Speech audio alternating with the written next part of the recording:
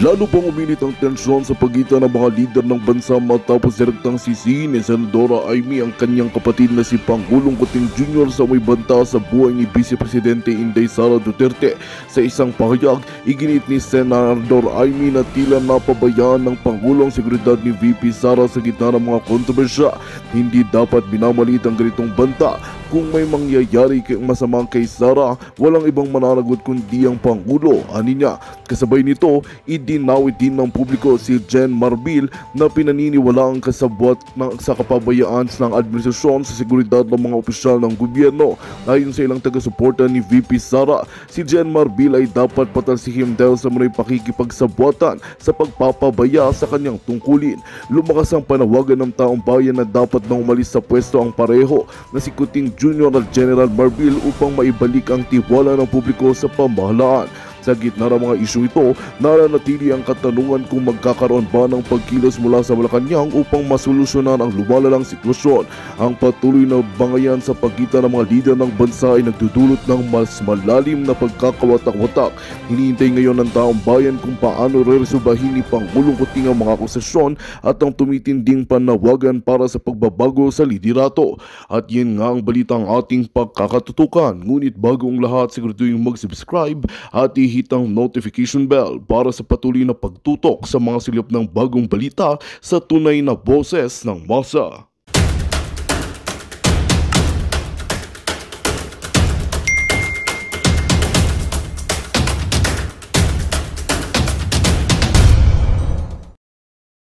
Anyway, mga palangga, sabi ni Grace Nargard, don't trust Amy Marcos.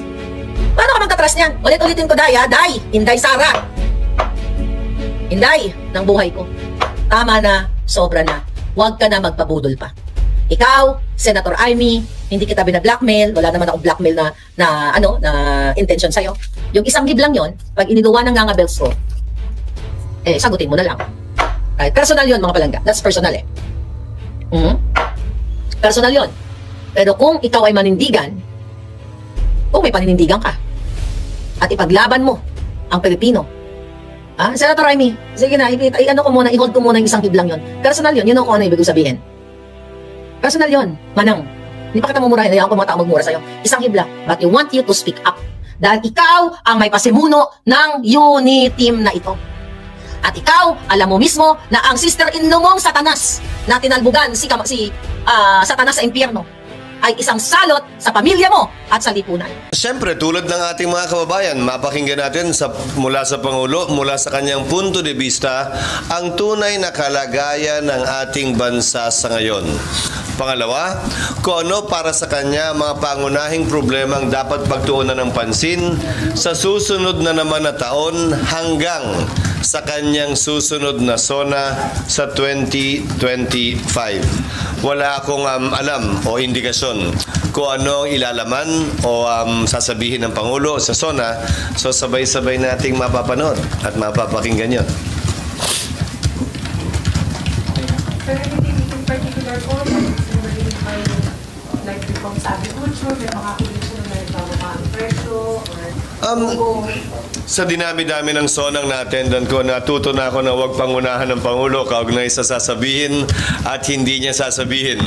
Natuto na rin ako na antabayaran na lamang, pakinggan at kung sakasakali, magkomentaryo pagkatapos ng kanyang sona kaugnay ng aking impresyon o sa tingin ko impresyon ng ating mga kababayan sa kanyang mga sinabi, sa kanyang mga tinalakay at hindi nabanggit at hindi tinalakay.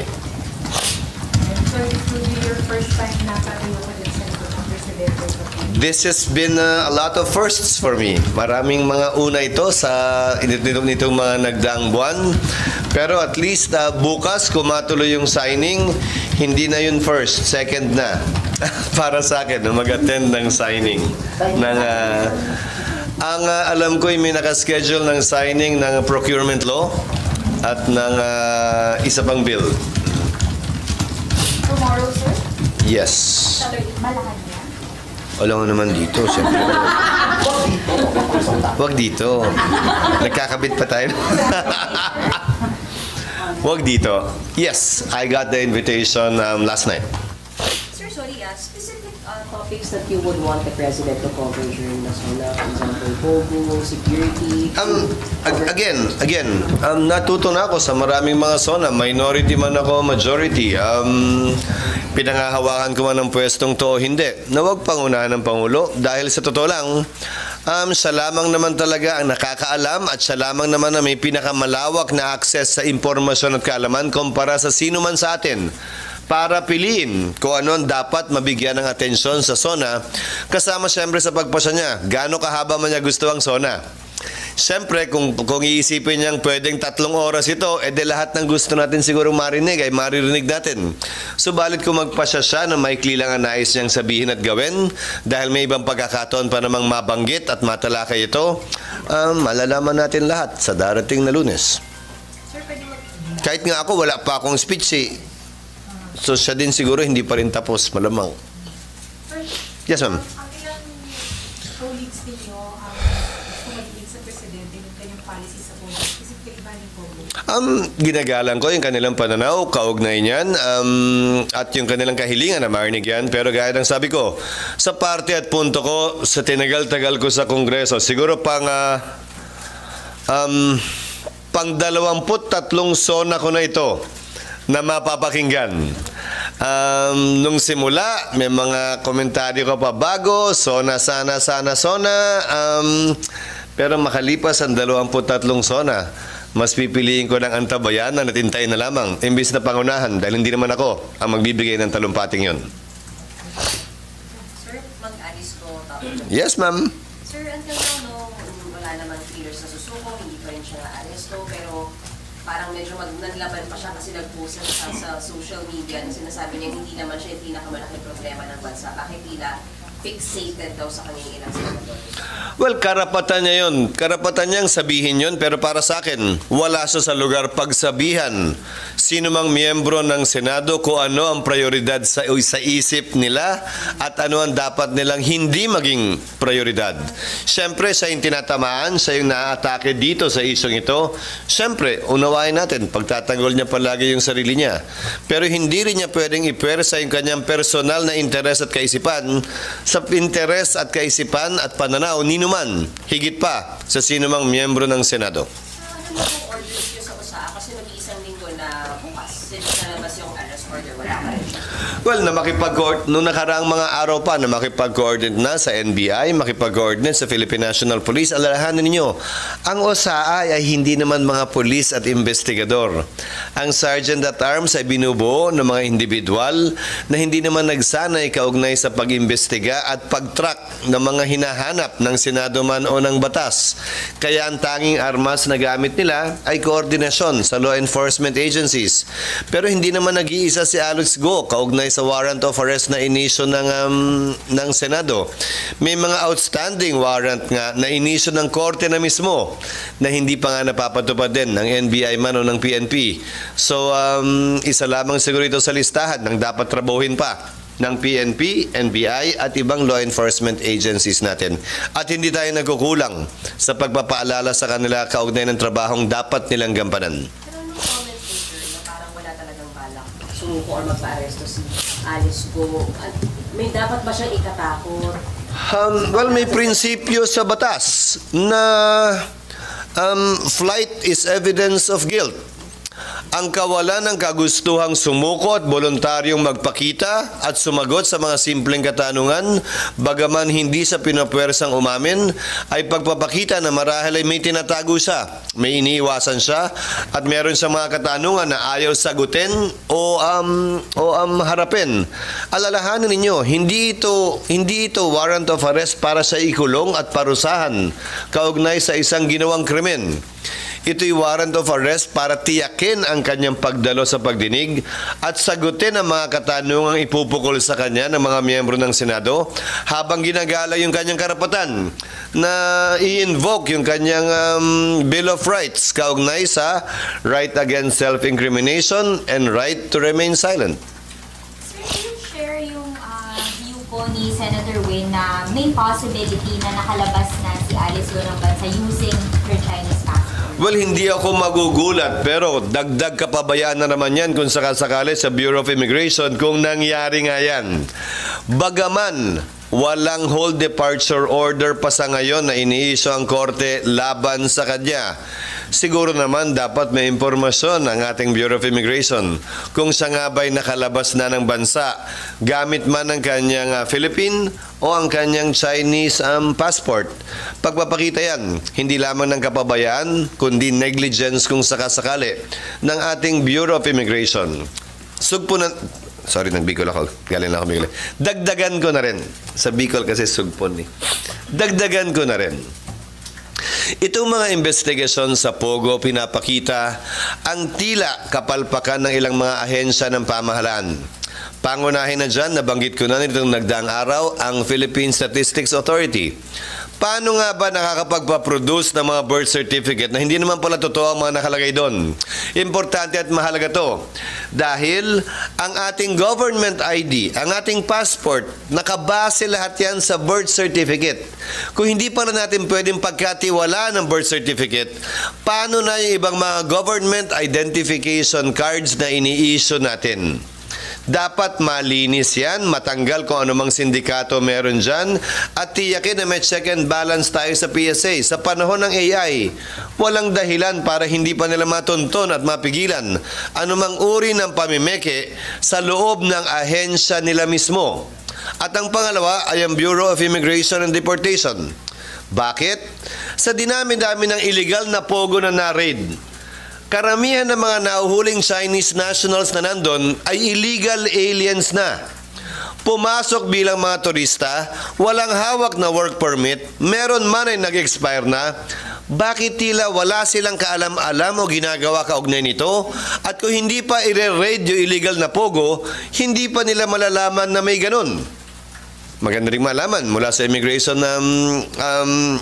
Bureau of Immigration and Deportation. Ilan nga ba yan?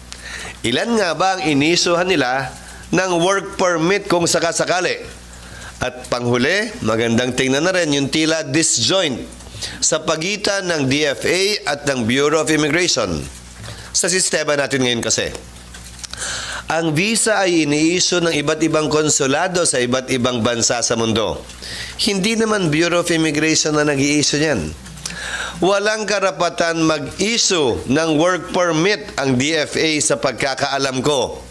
So lahat ng ini-issue nilang visa sa iba't ibang konsulado sa iba't ibang parte ng bansa, kabilang na ang China, ay puro tourist visa. Bagaman ang intensyon ay magtrabaho dito. At ang ginagawa ay nagpapakonvert na lamang ng visa dito sa pamamagitan ng BID. Pag hindi nila ginawa yon, apparently there is no information sharing between the DFA and the BID with respect to the number of visas they've issued and how long the visa is for each and every individual that they issue a visa in favor of in that particular jurisdiction or consulate. At kulang ang ahente naman ng BID para naman i-monitor yung milyon na dayuhan na inisyo ng visa ng pamahalaan. Idugtong ko na. Dahil puro tourist visa ang ini-issue ng pamahalaan sa iba't ibang konsulado, tama pa ba at accurate pa ba yung data natin sa Department of Tourism? Dahil siyempre, ang basihan nila yung visa ang ini-issue. Kung ang intensyon naman pala nung ini-issue ng tourist visa ay magtrabaho, dapat ba nating ihiwalay yung tourist arrivals na binibilang natin at yung mga magtatrabaho dito na in-issue at nagpa-convert ng working visa para mas accurate, para naman mas tama, mas angkop yung datos natin at nang mas kumpleto rin ang pagpaplano natin. Sorry kung mahaba. Sir, pa-clarify lang. Sir, ang intindi namin, sabi ni Senator Lisa, kapag naglabas ng arrest order, matitrigger na yung paglabas ng HDO. But you said wala pa rin HDO until now. Ano? Sa sanila. Text kayo sa ako. Sa pagkakaalam ko, ang pwede lamang mag-issue ng hold departure order ay husgado. Walang kapangyarihan ng BID, Bureau of Immigration, mag-issue ng hold departure order. Ang pwede lamang nilang i-issue ay lookout order. Ang ibig sabihin ng lookout order, look. Tapos pagpa-out. Even with arrest order coming from the Senate, yun nga, walang karapatan si PI maglabas ng Kaya nga, look out at dapat tipan nila ang law enforcement agency kaugnay sa nakita nila. Pwedeng i-delay yung kanyang departure dahil nga may mga question at tanong at mabigyan sana sila ng sapat na oras na makipag-coordinate sa law enforcement agencies para ma-effect yung warrant of arrest.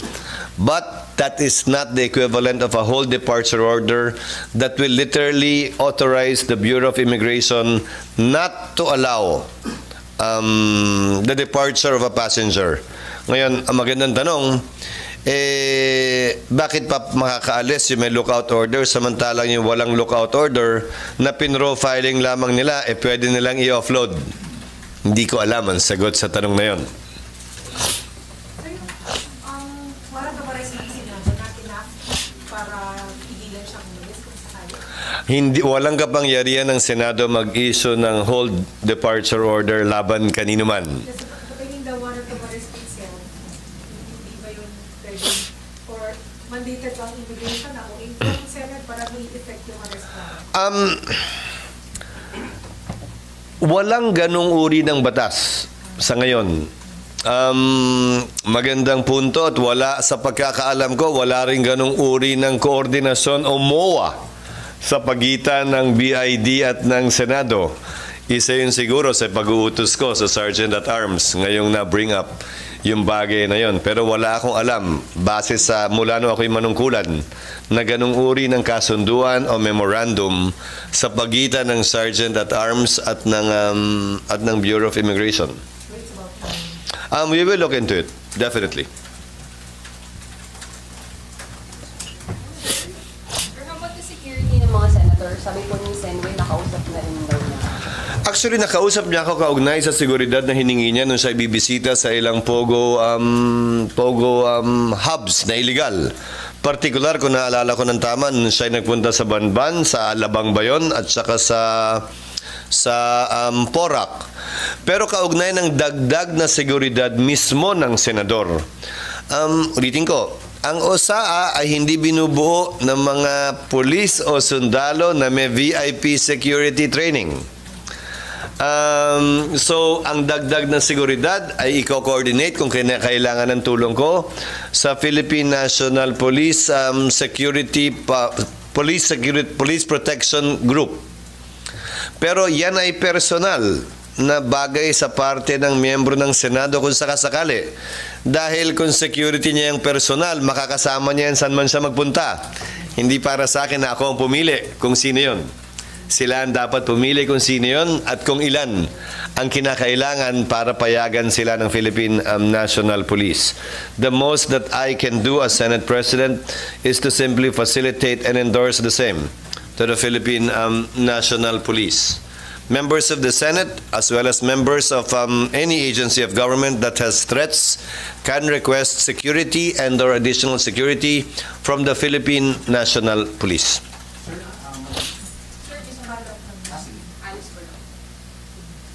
Yes, ma'am. Sir, on that, Narinig naman, okay na.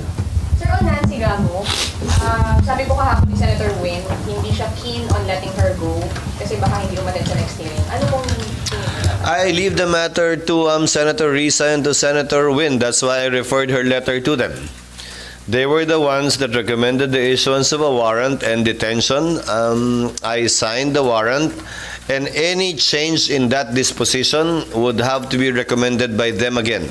That is my position. And I do not want and I will not exercise my discretion without the input or recommendation from the members of the Senate and chairman who is handling the committee that so recommended the issuance of a warrant. Sir, you said the other day, sir, tingin nyo pwede naman siyang pauwiin? Hindi tingin ko. Sabi ko, ang desisyon ng chairman, desisyon ng komiteyan kung sakasakali. Hindi para sa akin na pagpasahan yun. I will always defer to the recommendation of the member of the Senate in charge of the particular investigation. Mas nasa tamang lugar at posisyon siya para alamin at malaman kung anong dapat gawin. Hindi ako. Sir, update ko pala dun sa sa nabanggit na before na review dun sa rule na bawal yung gadgets? Ginagawa na namin ngayon. Hopefully by next week, malabas na namin yun. Of course, we would have to get first the opinion of the other members of the Senate. The rules were issued without being consulted to any member of the Senate, as I recall, being in the Senate for 14 years. I think these rules even antedated my being a senator way back in 2007. So we will do the proper and right thing, route this, and get the opinion of the other members before we finalize it. Sir, your office or sino po yung mismong... The Office of the Senate President is the one that's authorized to issue through memoranda rules and regulations with respect to incarcerated or detained individuals by virtue of the warrants of arrest issued by the Office of the Senate President. Pero sir, kayo, your opinion or of the decision na pwede naman? Oo, hindi naman kulungan to. In fact, sila'y nilalagay sa isang kwarto. In fact, ang hinanapan ko pa ng paraan sa labas ng Senado, meaning sa facility ng Senado, dahil kapag sa loob ng facility ng Senado, kahit sa bagong building, ay patay ang aircon ng weekend. So kailangan nasa struktura sa labas. Hindi naman pwedeng walang hangin kapag Saturday, Sunday at Monday to Friday lang. So kasama yon sa aming ginagawa na rin ng solusyon at resolution. Alis ko pa. Maging yung Senate building na. Sir, doon pala sa ethics complaint pala na, sir. How do you view yung latest developments sa ethics case ni Senator Cayetano? And so far as Senate buildings, concerned, my second question is, do you have any new directives in so far as the construction of the building? None. According to Senator Cayetano, no new directives. According to Senator Cayetano, hopefully by mid-August at the latest, he would be able to complete the review and within that same month, make the corresponding recommendations. Ipagbibigay alam namin yan sa mga miyembro upang kunin din ang kanilang opinion at pananaw. Kabilang na at ang pinaka-importanting bahagi doon, yung halaga para matapos at makumpleto na yan at yung timetable kung kailan kami tunay na makakalipat na ng buong buo at hindi hulugan. Sir, sa ethics complaint na sir, kasi parang right now, medyo, while both senators are saying that they're ready or willing to be subjected to conciliation, pero para ayaw naman nilang matras dun sa substance ng kanilang mga nirereklamo sa isa't isa. Para sa akin, sa tagal ko sa Senado at gayon din sa pamahalaan, sa buhay na rin, isasama ko na. Wala namang bagay na hindi naghihilom sa pagdaloy, paglipas ng panahon. At naniniwala ako na hindi man ngayon, malaki ang posibilidad na bukas makalawa. Hindi man sa susunod na linggo, maaaring sa susunod na buwan. Pero sa dulo, mga veteranong senador na ang pinag-uusapan natin. Pag-graduate na si Senator Nancy, minsan ang nag-graduate si Senator Cayetano at bumalik. Sanay sila sa ganitong uri ng mga sitwasyon, pero alalahanin din natin na tao sila, may damdamin, hindi robot at makina, na naaapektuhan din ng tulak ng kanilang mga nararamdaman at damdamin. Importante at mahalaga, hindi lamang para sa akin bilang tagapangulo ng Senado, pero sa parte din ng ating mga kababayan na unawain at tanggapin yan. Ganda ng mga picture niya. Thanks. Especially Monday opening na, ano yung mga priority? Dahil mag-profile sila ng COC sa October. Medyo mahati yung mga senador. Actually, hindi ko pa nagagawa yung talumpati ko. Isa yan sa mga gagawin ko pagkatapos ng press ko na ito. Isa yan sa mga bagay na ilalahad ko, pero para sa kaalaman ninyo, halimbawa, meron na lamang kaming 70 araw ng sesyon hanggang Magandang balita ang hatid namin sa inyo ngayong araw. Sa pagtatapos ng aming balitaan, nagbigay kami ng mga mahalagang impormasyon. Maraming salamat sa pagtutok at pagsuporta sa aming programa. Huwag kalimutang manatili sa mga susunod na araw para sa mga bagong balita at mga kwento na dapat nating abangan. Mula sa Boses ng Masa, magandang araw Pilipinas!